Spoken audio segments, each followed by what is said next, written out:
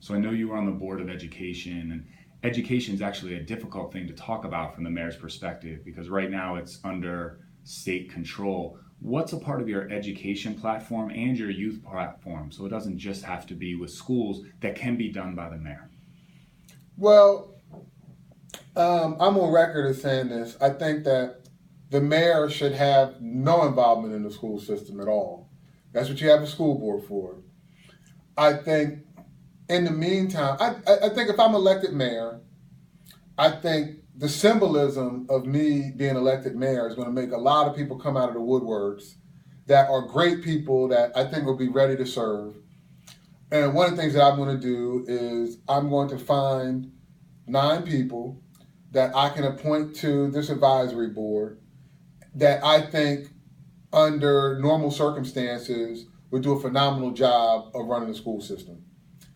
Um, Beyond that, I think what I have to do is build a relationship with the Department of Education and make them feel comfortable with the people that we. Because I think what people don't understand in this takeover situation, the state really does not want to take over public schools in the state of New Jersey. Despite what they say, they really don't want to do it. And the problem is, once they do it, it has been so problematic for them to figure out how to give the school districts back that it's like they're just stuck. But they are dying to get out of it. So I think what the mayor has to do is you have to make the Department of Education comfortable with who you've selected, and you have to give them a framework for how they can transition the school system back to the citizens of the city of Camden. Because the real issue is that at the end of the day, between elections and appointing, the city of Camden has consistently constructed a school board that has not been equipped to handle the issues that are prevalent in public education in the city of Camden.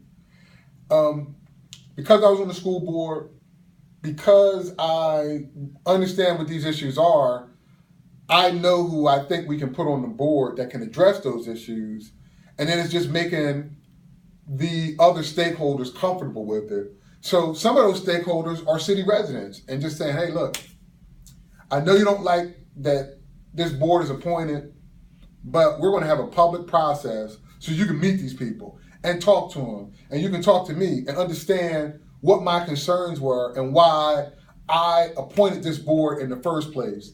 And I know it's not what you want. I know you really want to vote on people. But for the meantime, I need you to get comfortable with these people. Because once you get comfortable with these people, I want you to know I'm fighting with the state to make sure that they get comfortable with these people so that local people or people that are connected with the school district are in control.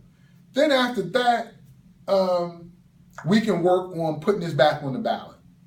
You know, but I also want to put this back on the ballot at a point where the culture of leadership of the school district has changed. We need people on our school board that have backgrounds in public policy, in finance, in law, in business, in technology, because those are the areas where we need to grow the academic programs that the school district controls.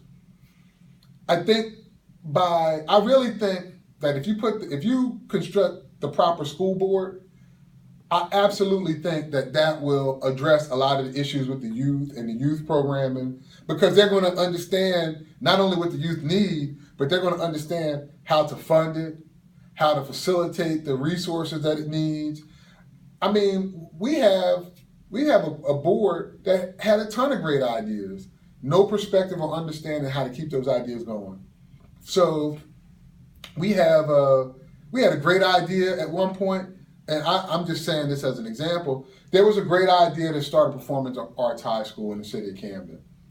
So they started performing arts high school. Now we don't have any of the resources to make sure kids learn an instrument before they get to high school.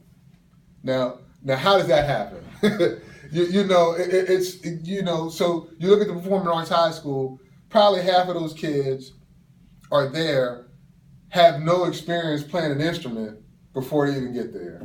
Whereas when I was in high school and we didn't have a performing arts high school, everybody in the band had been playing an instrument since the second or third grade.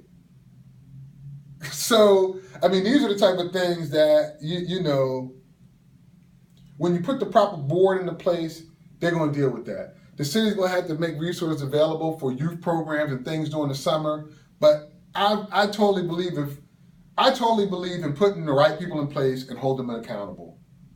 And that's I think the bottom line in everything.